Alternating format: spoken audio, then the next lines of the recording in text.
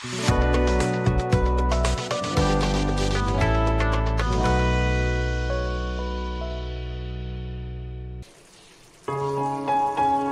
Friend, welcome to my channel এই family ব্লগকে আবার একটি নতুন ব্লগে তোমাদের সবাইকে স্বাগতম। আশা করি তোমরা সবাই ভালো আছো।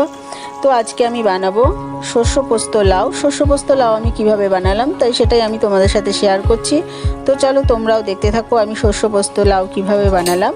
আর অবশ্যই ভালো লাগলে একটা লাইক দিও আর কমেন্টে জানিয়ে তোমাদের কেমন লাগলো। আর আমাদের চ্যানেলটা যদি তোমরা এখনও কেউ সাবস্ক্রাইব করে না থাকো প্লিজ সাবস্ক্রাইব করে দিও। আর পুরো ভিডিওটা কেউ স্কিপ করে দেখো না, পুরোটা দেখো, তো দেখতে ভালো লাগবে, খেতেও ভালো লাউটা। তো আমি যেভাবে বানালাম তোমরা একবার প্লিজ করে কেউ দেখো। আমরা তো লাউ অনেকভাবেই খাই, তো এইভাবে খেয়ে দেখো, তোমাদের অবশ্যই ভালো লাগবে। তো চলো আমি শস্য পোস্ত লাউ কিভাবে বানালাম সেটা তোমাদের দেখাই। দেখো আমি শস্য পোস্ত লাউ করার জন্য আমি লাউটাকে আমি ডুমডুম করে কেটে নিয়েছি। ভালো করে ধুয়ে আমি ছোট ছোট করে ডুমডুম করে কেটে নিয়েছি লাউটা।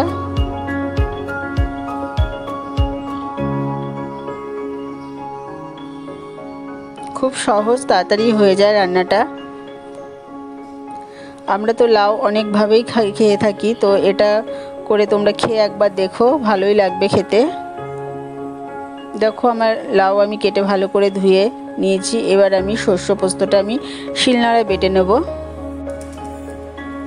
মিক্সিতে শস্য পোস্তটা খুব ভালোভাবে বাটা হয় না, তার জন্য আমি দেখো আমি শিলনোড়াতে আমি পোস্ত, 4টে কাঁচা লঙ্কা আর আমি সাদা কালো শস্য একটু মিশিয়ে নিয়ে নিলাম।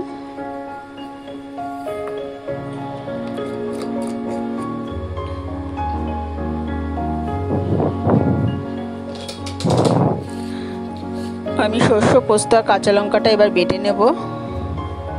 একটু নুন দিয়ে আমি এবার বেটে নিলাম।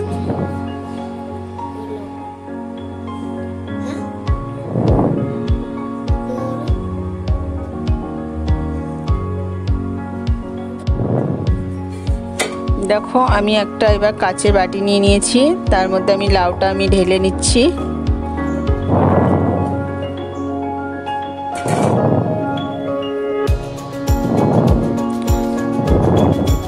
তোমরা যদি কেউ এই লাউটা ভাপে করে খেতে চাও সেটাও পারো তোমরা টিফিন বক্সে।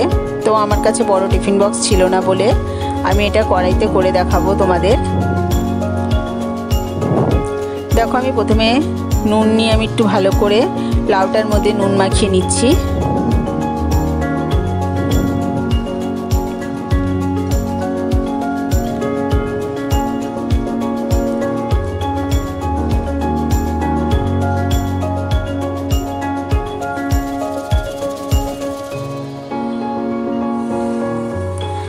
আবার ভালো করে নুন মাখানোর পর এবার যে শস্য পোস্তটা আমি বেটে রেখেছিলাম সেটা আমি এবার লাউয়ের মধ্যে দিয়ে দেবো।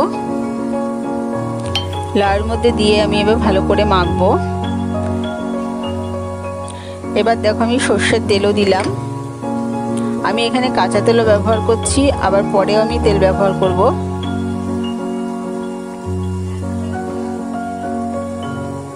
নুনটা কিন্তু আমি আগে থেকে মেখে নিয়েছি লাউতে। আর এটাতে আমি হলুদ ব্যবহার করব না। দেখো শস্য পোস্ত আর সর্ষের তেল দিয়ে ভালো করে আমি মেখে নিলাম।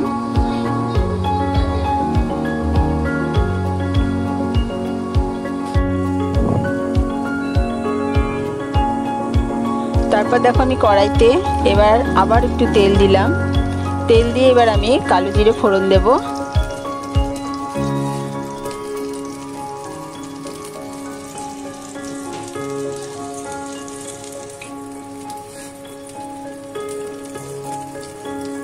দেখো আমি এবার একটু কালো জিরে ফোড়ন দিয়ে দিলাম।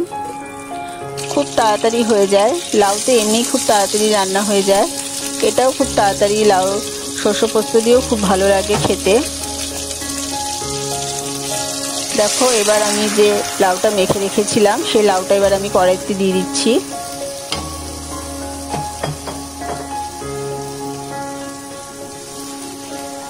এবার একটু ভালো করে নাড়াচাড়া করে তারপর আমি ঢেকে দেবো।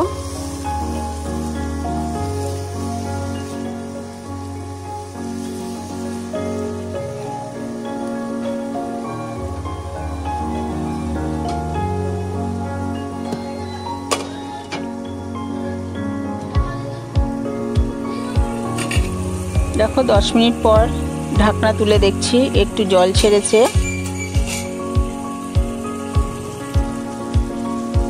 তো জলটা একটু ভালো করে টানিয়ে নেবে।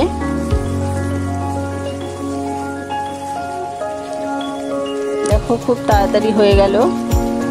আজকে একটু অন্যভাবে লাউটা খাওয়া হচ্ছে আমাদের। একটু উপর থেকে চিনি,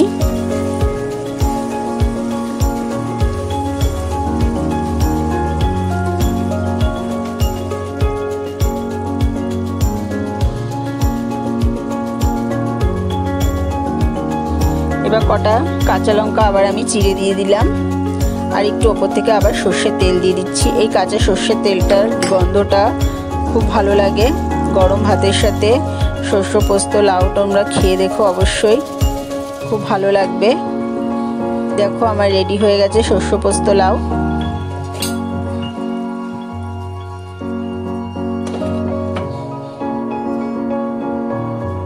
আমি একটু ঢাকা দিয়ে রাখলাম। দেখো আমি এবার নামিয়ে সার্ভ করে দিলাম। তোমাদের কেমন লাগলো অবশ্যই কিন্তু আমাকে জানাবে শস্য পোস্ত লাউ, আর কারা কারা করে খেয়েছো সেটাও আমাকে জানাবে কমেন্টে। আর ভালো লাগলে অবশ্যই লাইক শেয়ার করবে।